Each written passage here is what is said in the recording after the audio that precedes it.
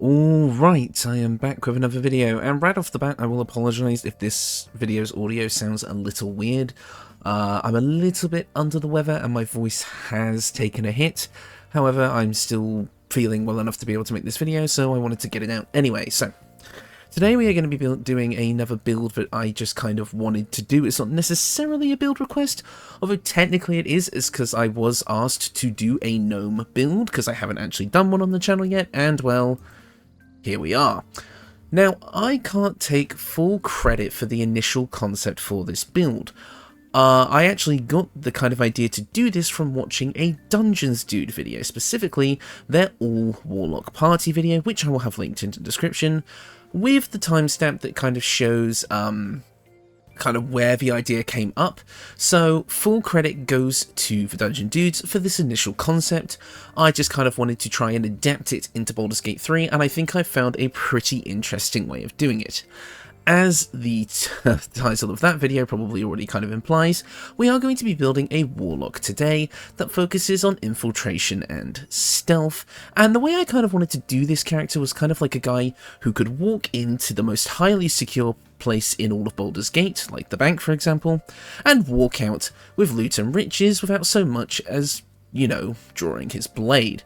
And that's kind of what I went for here. So I'm thinking a lot of things like invisibility, disguise self to appear as multiple different people, you know, obviously high levels of stealth, and obviously extremely high levels of persuasion, deception, and intimidation to be able to talk your way out of any situation. And also coming packed in with, you know, just some of the stuff that makes Warlock powerful. So I really wanted to give this build a go, like this idea of like this Eldritch Infiltrator, and the build that I've come up with here I actually think is super fun and interesting, and I really hope you guys enjoy it. And it's also quite a simple build, so it's quite easy for beginners to use as well, and would probably make a good party face in the long run. So let's get into the build. We're going to be starting off as a rogue, specifically for a few reasons. 1, weapon proficiencies, and 2, skill proficiencies. So let's get into those right now. Our stats are going to be as follows: Dexterity 14, Constitution 14, Intelligence 12, Wisdom 10, and Charisma 17. Now, these stats are very malleable. Feel free to swap them around in any way you like. If you want more AC and a bit more of a close combat kind of thing with your main hand weapon, go for a bit more Dexterity. If you want more health, go for more Constitution. If you want to be able to kind of even out these stats even more, feel free to drop down one of these and kind of put Intelligence or Wisdom up. However, I would keep Charisma at 17 because we are going to be bumping this up with a half feat later, as well as we want this as high as we can because, well, we're a Warlock, of course we do. But as for the skill proficiencies, and the ones I've selected here are very important. I have gone with the criminal background for obvious reasons, which gives us stealth and deception proficiencies right off the bat, and those are the two I've chosen for our expertise, that being stealth and deception, allowing us to get succeed many different stealth checks and be staying in character with our main form of like conversation, that being lying and deception. But it also gives us access to a ton of other stuff like sleight of hand for pickpocketing, intimidation and persuasion, and even insight for reading people. I think this works out really well, and our stealth expertise combines nicely with the fact that we are a deep gnome, meaning that we gain advantage on all stealth checks, meaning that we're going to be able to stay invisible, or I guess just be stealthy, most of the time, despite the fact that we have slightly lower dexterity. So this is pretty much one of the better stealth builds I've made already at level 1. I mean, that's kind of the rogue's whole kit. You would hope it would be good. So at level 2, we're going to be jumping straight over to Warlock. Now, I want to stay in Warlock for most of this because this is kind of the theme of the build, is to be a Warlock and kind of use their unique traits to create something interesting. However, if you wanted to play this character a bit more differently, there's no reason not to kind of multi-class into other things. Take more levels in Rogue, maybe grab some Fighter, some Bard, anything you like, but I mainly just wanted to show off what Warlock can do, because again, we usually see Warlock as one of two things, either a Pact of the Blade, extra weapon extra attacker, like Gish build, you know, basically a Hex Blade, or an Eldritch Blast blaster, basically, just somebody who fires that over and over and over again. And while this build will do that, I feel like I like the idea of using this build to show off other things that Warlock can do. So let's get into it. First up, our cantrips. I mean, yes, we're taking Eldritch Blast. I do see this character as more of an Eldritch Blaster than maybe a melee fighter, or a Gish, because I feel like it would be really cool for this really suave character to walk in, like, all disguised up, you know, kind of like, you know, persuading and deceiving and doing all sorts of things, and then when they eventually get caught, they point their finger like a finger gun and just blam, kind of like the spirit gun from Yu Yu Hakusho or something. That is the kind of thing I'm thinking of here, so I wanted to make this build a bit more of an Eldritch Blaster, which I've only really done once before, and that was in my 1000 subscriber special video where we made the Spell Sniper, and I might remake that build as well, just because I kind of want it in a shorter format, so let me know if you would want that. But next up, we are going to be grabbing friends as well. I mean, I already say that this is a cantrip I take whenever I get the chance, but for this build, it makes a ton of sense. It's literally on theme for the build to be able to get advantage on any charisma checks against non-hostile creatures. Pretty damn good. Next up, our subclass. Now, this isn't really a set-in-stone thing, but I feel like the most thematic and appropriate option would be the Archfey. The Archfey is all about charming others, and I feel like that makes a ton of sense for a kind of suave infiltrator-type character. This is almost like, this kind of reminded me of James Bond, now that I think about it. You know, if he was about half as tall. But with the Archfey, we are going to get Fey presence, allowing us to charm, which will probably be what we would do most, or frighten nearby foes with disturbing magics. Pretty cool. And as for our spells, you can take whatever you like here, but I am actually going to be taking Charm Person. Now, normally I say if you have friends, Charm Person isn't usually worth it, but I have a feeling that actually being able to stop an individual in combat and, like, convince them to stop attacking you for a bit would actually make a ton of sense for a build like this.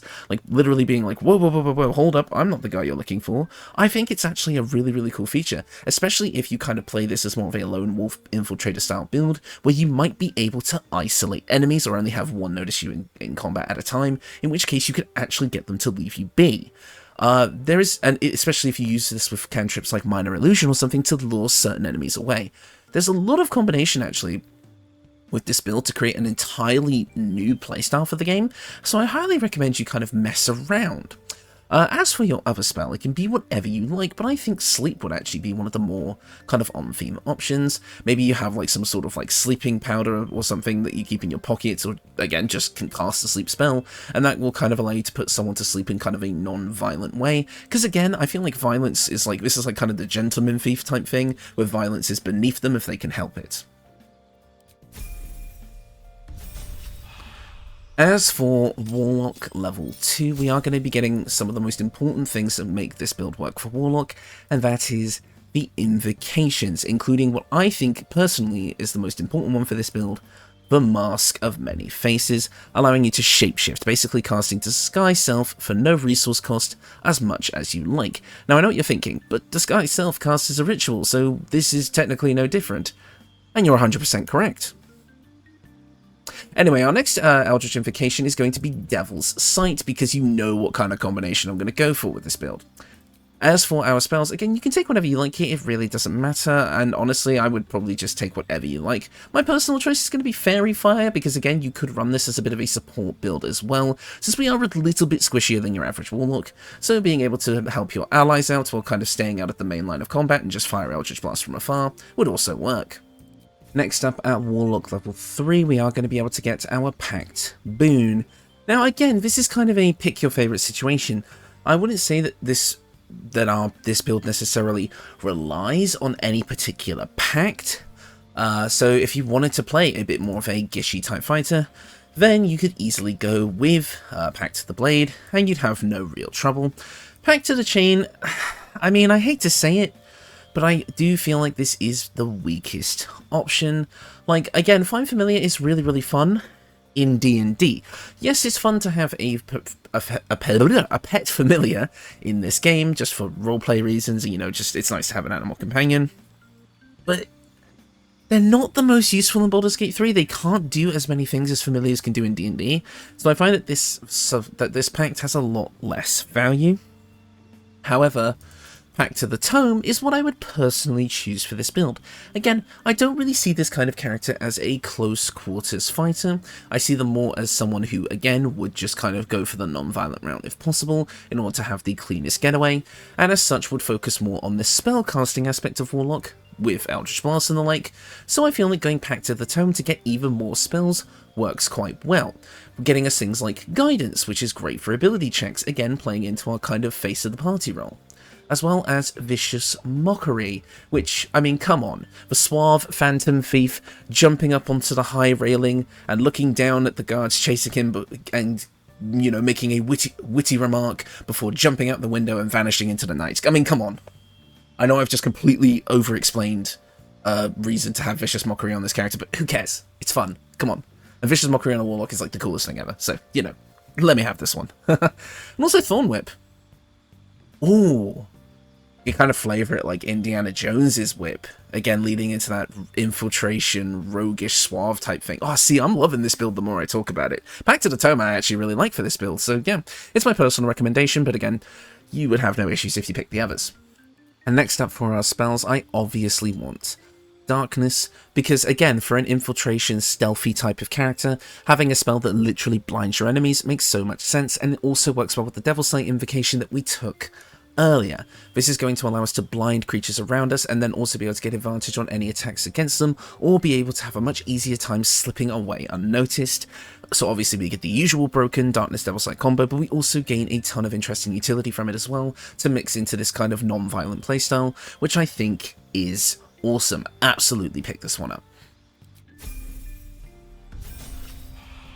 Next up at Warlock level 4, we're going to be grabbing our first feat, and we're going to be using a new feat that I've never used on this channel before, and that is the Actor feat. This allows us to bump up our Charisma by 1, rounding it out, which this is why we took the 17 earlier, and it also doubles our proficiency bonus for Deception and Performance checks, meaning that we're going to be even better at deceiving our enemies, which is awesome. Now, this is an optional feat, this is mainly just for flavour, but I really liked it, and I wanted to take it, so here we are. It also was something that the Dungeon Dudes recommended as well, so I was like, you know what, I'll take it just kind of as a respectful homage to them, because the Dungeon Dudes are awesome. Absolutely. We do get another cantrip at this level, and I'm obviously going to recommend Minor Illusion. This is going to play well into that kind of lone wolf aspect if you want to lure enemies away. And for our spells, you can take whatever you like here, it really doesn't matter. Misty Step could work quite well, but I'm personally going to be going with Invisibility.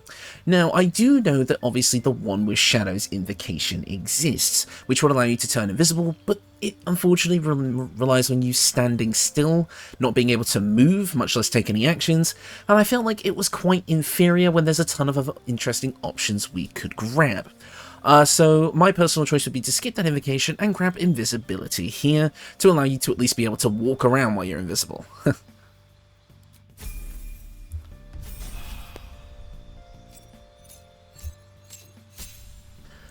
Next up at Warlock level 5, we're going to be finally getting our class feature, which with Pact of the our class feature, which with Pact of the Tome means we can now cast Animate Dead, Haste, and Cool Lightning.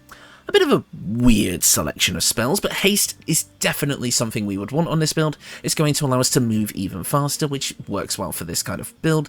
And Cool Lightning is an interesting option, and so is Animate Dead, but I'm not really going to see those come up as much as Haste, but you never know, they might be useful. As for our spells, we do get access to level 3 spells at this level, and there's nothing here that I really think stands out to me. However, I do quite like Counterspell, because what Counterspell is going to allow us to do is again go for that non-violent option. If we've kind of infiltrated this wizard's private gala in his tower, and we get caught stealing a magical artifact, and we're about to get blasted with a spell, we just say nope, and then escape off into the night. I literally don't think anything like that potentially comes up in Baldur's Gate 3 at all. This is more of a D&D character than a Baldur's Gate 3 character at this point, but hey ho, I just like the lore aspect of this. I don't know why, but like suave phantom thief type characters really speak to me. That might be why I like Persona 5. Maybe. As for our Eldritch Invocation, we do get to take another one at this level, and you have a ton of options. Like I said, One with Shadows exists. I don't personally recommend it when we already gain access to invisibility, but you do you. Beguiling Influence, I would have recommended if we hadn't taken that first level of Rogue, so we already get these proficiencies. Beast Speech, if you want to talk to animals, is a nice option, but I don't think it's 100% necessary to a build like this. I would leave that maybe to another party member, but it's entirely up to you. And of course we have all of our other stuff, but I'm mainly just going to be going with Agonizing Blast, because, yeah, I know it sucks kind of getting it this late in the game. But, I mean, Eldritch Blast is still powerful enough on its own, and this is just going to take that up to 11, at about a point where you would start to feel that power gap kind of increasing without it, so you will be able to get a bit more of a benefit out of this now. So I would definitely say this is worth it now. At Warlock level 6, we are going to be getting our subclass feature, and this one is really, really cool. If you've seen me build Archfey Warlocks before on this channel, you already know about it, but this is Misty Escape. Upon taking damage, become invisible. On your next turn, you can cast Misty Step, although this will break your invisibility. This basically just means that, after we get hit, you know, the guards finally catch up to us, we suddenly become invisible. What? Where did he go? And the next thing the next thing they know, the guards look up, and we're hanging from the chandelier, swinging away to our escape. I'm sorry, I love this. The more I think about this character, the more I love it. As for our spells, again, there's nothing here that really stands out to me, but since we're on the Misty Step kind of train of thought, I just missed half the words in that sentence the first time around, let's go with Misty Step. I mean, gaseous form and such like that could also work, or maybe even Blink could also be really cool, although Blink does end concentration on the spells, so be careful. I do think a lot of these could actually work, but I'll just go with the same option of Misty Step for now, but feel free to grab any of these others that you think might be cool. At Warlock level 7, we're going to get another Invocation.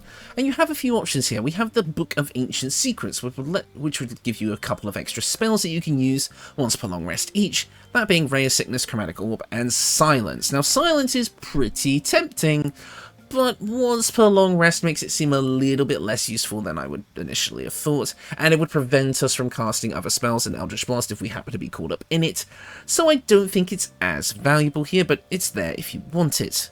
I would say that Repelling Blast could also be a good option, being able to push enemies away from you so that you can disengage at close range.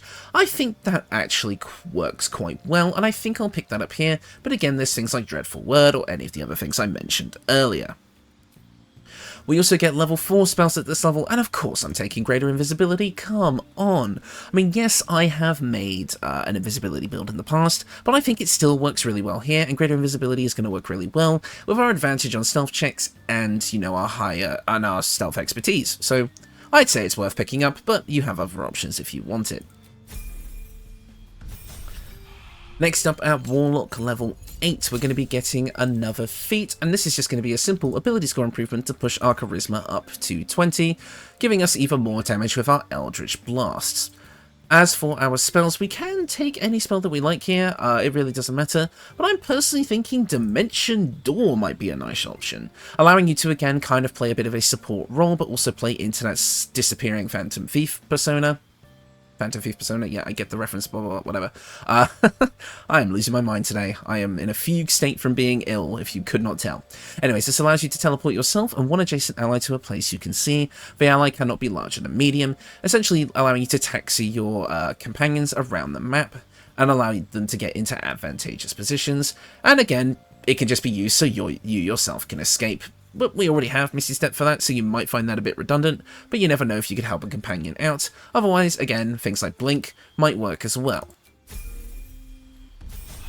Next up at Warlock level 9, we get another Invocation, and this is going to allow us to grab Minions of Chaos to give us a Conjure Elemental spell. Now, I personally went with this because I thought, you know, it's a pretty powerful option, and it would be nice to kind of have a summon or two with this build, so you can kind of use them to distract enemies as you make your getaway. But of course, there are other things here, including Otherworldly Leap, which just gives you Enhanced Leap that you still have to use a spell slot for at level 9? Larian, please, what are you thinking? And same with Speak with Dead. Why? Why are these level 9 options? These should have been available from the start. Whatever. You could also grab any of these other things like Beast Speech. I've talked about all these already. I'm just going to grab Minions and Chaos because I quite like it. And we do get access to level 5 spells at this level, and of course we're taking Seeming. You're so good at disguising yourself that you can now effortlessly disguise others as well. This is unique to the Archfey subclass, by the way, which is also another reason why I wanted to grab it, and as such you can have this disguising self kind of fun goodness with your whole party, which I really like. Super fun, and this actually lets you change your disguise on the fly as well for all of your party members, so you get given a random disguise at start, but then each party member can individually change their disguise manually, so it's actually really cool. So you can like keep changing it over and over and over again, and kind of like walk in as one group of people and then come out as another. Awesome, I love it. One of my favorite kind of thematic spells for this. Next up at Warlock level 10, we're going to be getting another subclass feature, which is Beguiling Defenses. You yourself cannot be charmed. Again, kind of weak for a level 10 feature, but if we're being honest, it's very on theme. The person who does the charming should not be charmed themselves. Definitely works. And then obviously we get another cantrip at this level, and I think Mage Hand, even though we're getting it a bit late, you know, usually you want this kind of in your early game kit so it has the most use cases possible, we might as well just grab it because there's nothing else here I really want. And for our spells, we can grab a few things here that are quite interesting, such as Dominate Person, Hold Monster, or my personal pick, Banishment. Again, going for that non-violent option. Imagine you're sneaking through and a guard spots you and goes, "Hey, what are you doing?" And then you just go, "Nope, shh." And then they just pop out of existence, and then you're able to escape before they even realize what happened. I mean, they'll come back. They'll be fine, I'm sure. What's a couple of turns in, the deepest pit of Avernus or something. I'm sure they'll be fine. Totally non-violent. And finally, at Warlock level 11, we're going to be getting one of the reasons I'm kind of stuck with Warlock this long, and that's a third spell slot, which I thought was pretty good. At level 11, we're also going to be able to grab a Mystic Arcanum, that being a level 6 spell of our choosing. And we have a few options here.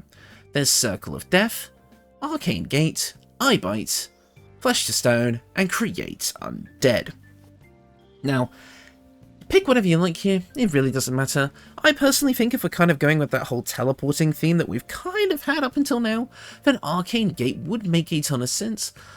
Although for a level 6 spell, it's kind of lame. I think in D&D, these gates can basically be a massive amount of distance apart, but in Baldur's Gate, they can't be that far apart, unfortunately. Basically, it just allows you to create a teleportation point that both you and your enemies can use across the battlefield, and it requires your concentration, so I don't know.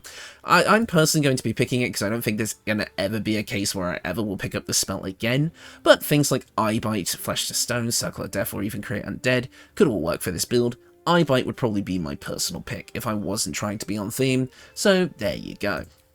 And as for your spells, we do get to take one more, and it can be whatever you like, so I'll go with Hold Monster here. And that is the build. With that, we have a ton of options for stealth and infiltration, invisibility, disguises, blinding our enemies, charming them into not attacking us, putting them to sleep, and if all else fails, you start blasting. In the words of the almighty Danny DeVito. Honestly, I think this is a super fun build. It's another interesting take on the kind of assassin infiltrator style, although again, I don't think this character would be so much of a killer as more of a get in and out without being seen type kind of person. And I think it's super cool. What do you mean, why does this keep happening? I make videos all the time. Yes, I've slowed down a bit. Stop judging me back there. Oh, God, come on, don't talk. I'm trying to make a video. Oh, don't you love on-the-fly improvisation? There we go. This looks pretty enough. That's what I get for trying to film in somewhere other than camp. Anyways, like as I was saying, you have a ton of interesting options here, a really fun theme for a character, and again, you're still going to be a very valuable member of the party with some support things like Dimension Door, but also just being able to blast them with Eldritch Blast. So let's get into the equipment to kind of round all this out. Now, first up, we have a couple of obvious choices that I use in a lot of my charisma-based builds, that being Birthright, just giving us a +2 to our charisma, allowing us to bump it up to a 22, or you could just leave your charisma at 18 to bump it up to a 20 with this, and put those points into somewhere else. It's entirely up to you. But with Warlocks, especially ones that focus on Eldritch Blast, having that charisma as high as it can possibly go is definitely a benefit. And again, something that I use on a lot of my Warlock builds is the Spellcrux Amulet, allowing us to spend a bonus action to gain another spell slot, effectively giving us 4 Warlock spell slots, which is huge.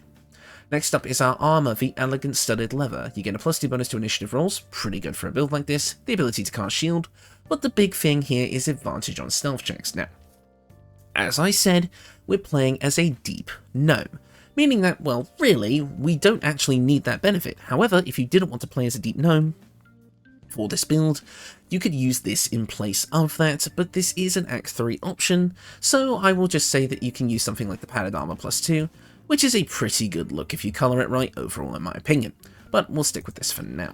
In fact, you know what? I'm going to disguise. Let's see here, let's go with something not too weird. Yeah, we'll go with this. Yeah, see? And then you can just do that over and over again, so let's go with this. And let's go with... let's keep going, let's see what we can do. This. See, I just really like being able to do that. I think it's pretty cool. But yeah, like I said, if you don't want to play as a deep gnome and you want to play as a different race, pick this up. As for your gloves, I've gone with the Daredevil gloves. The wearer gains a +1 bonus to spell attack rolls, great for our Eldritch Blasts, but also your ranged spell attacks that are made as melee spell attacks when you're adjacent to a hostile creature, meaning that you can cast your Eldritch Blasts in close range without a penalty. Combine this with Repelling Blast and Agonizing Blast to make really powerful close range attacks with your Eldritch Blasts that push enemies away from you, and as such allowing you to escape without needing to actually disengage. This is a really cool combo that I quite like. And also I've gone with the Boots of Speed to give us that bonus action dash if we want it. There's no limit on this other than just having a bonus action, so you can use it as many times a day as you like, basically giving you the Rogue's bonus action dash without needing to take that second level of Rogue. But if you want to take that second level of Rogue and put something else here, maybe like the Evasive Shoes for a bit more AC, you can do that. But I quite like having this option here and getting those 11th level features of Warlock. Now, as for our rings, of course we're going with the Shapeshifter's Boon Ring. While shapeshifting or disguising yourself, you gain a +1 default bonus to all checks. Literally, this character's, like... it's made for this character. Being able to be, since we're going to be pretty much disguising ourselves all the time with this build, giving a bonus to all of our checks while doing so is huge and is absolutely worth picking up, especially since you can get this quite early on. And our next option is just the Shifting Corpus Ring to give us an extra casting of Invisibility and Blur that's not going to use unlimited spell slots. Not really necessary. If you wanted to swap this out, you can, but I quite like having those extra options. As for our weapon, I've gone for the Infernal Rapier. This is going to give us a +1 bonus to spell save DC. Pretty good. But it's going to mainly be using our spellcasting ability modifier instead of our dexterity modifier for attack rolls. Basically just meaning that we can kind of get a little bit of that Pact of the Blade action without actually needing to take Pact of the Blade. It's a +2 weapon as well, and of course we also get the ability to summon a Cambion as well. Kind of playing into that sort of a summoner theme that we kind of had towards the end with, Conjure Elemental. So, it's just nice to have that extra option. I think this weapon feels perfect, because again, if this character is going to be in close quarters combat, a rather fancy fencing type combat style definitely fits. In fact, you could kind of use this build on Will, maybe. Although I think Stealth and Infiltration kind of goes against this character, but hey-ho. And then finally, we have the Hellfire Hand Crossbow. We've not really gone out of our way to get anything that would make dual crossbows viable, but obviously you could just slap an extra one in there if you wanted. But I decided to just use one, because again, I don't know, the thought of just having a weapon in one hand felt cooler to me. And this one works well, because plus it can inflict burning when hitting a creature while you are hiding or invisible, which is literally its character's whole thing. It's a +2 hand crossbow, and can give us a casting of Scorching Ray at level 3, once per long rest. Or is it once per short rest, actually? I might have that wrong. Oh no, it's short rest. Even better. So yeah, overall you've got a pretty decent kit here. A lot of stuff to help with our stealth and blasting, and some stuff to give us more options when for some reason that doesn't work. Again, since we're probably going to be in combat using Eldritch Blast 99.9% of the time. However, it's nice to have these other kind of options available to us as well. So yeah, that is the build. Now, overall, again, like I said, you're going to be getting a really interesting infiltration character, somebody that can go ahead of the party and either, make it a bit easier for the rest of the party to get in, set things up so the party will be more effective in combat, or literally just complete the objective without the rest of the party needing to be involved. And you get to do the whole thing while being the face of the party, being suave, being charismatic, as well as being able to use Disguise Self to get a ton of interesting dialogue options throughout the whole game. Walk into the Githyanki Crash as a Githyanki, walk into the Goblin Camp as a Drow, walk into Moonrise Towers as anything, you know, like, you've got a ton of options here. There's a lot of really cool things you can do with this build. Again, it's mainly enabled by Disguise Self, which, yes, a lot of classes get. However, I feel like this build, combined with its class features and other things, is going to make for a really interesting playstyle, and actually gets you into the kind of feeling of playing a character that's actually built around disguising themselves instead of just having it being used as a utility mechanic. I feel like actually doing this build for roleplay reasons is super interesting, and I really hope you enjoy playing it if you decide to give it a shot.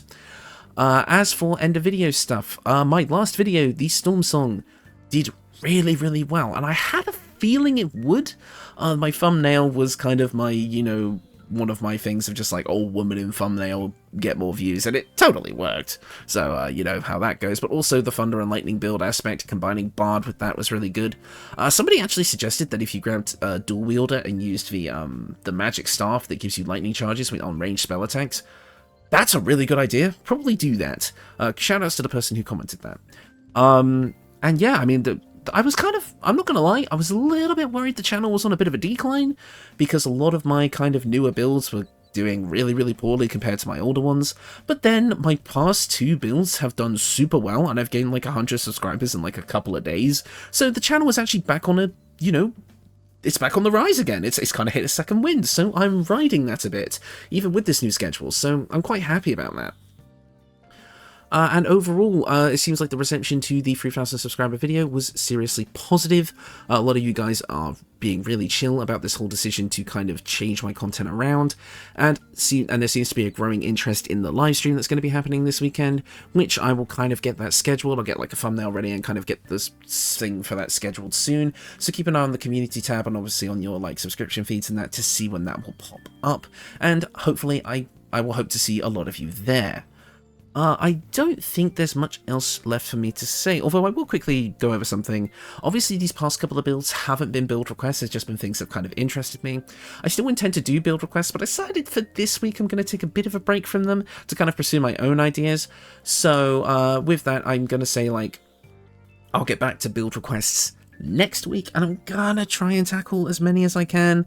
I've got some that are like months old that I still haven't done that I intend to do, and and again, I know people keep requesting their builds, and I apologize if I haven't got to them yet. Again, just keep requesting them, and if I see the request enough times, I'll eventually get my ass in gear to do it. But you know, just don't be like annoying about it. Just be like, oh yeah, by the way, I said this a while ago, and I'll be like, oh yeah, I remember that. I'll get to it as soon as I can, like stuff like that. But don't be like, you need to do this build, blah blah blah blah blah, like. Which none of you really do. Well, there was this one guy. You know who you are. And someone in the comment section is now very, very socially anxious. I'm sorry, I'm just doing a little trolling. I can't believe I just said that unironically. Again, when I'm ill, when I'm not feeling 100%, I ramble, and I say some weird shit. I wonder if anybody's still here. How many people stick around to the end of these videos? I'm genuinely curious. I don't even know if the combat footage is still playing. I've rambled on so long that at this point, you know, the video might just be a black screen. I don't know. Black screen or not. Right, editing me, you now have a job. I want you to post I want you to make a little stick man.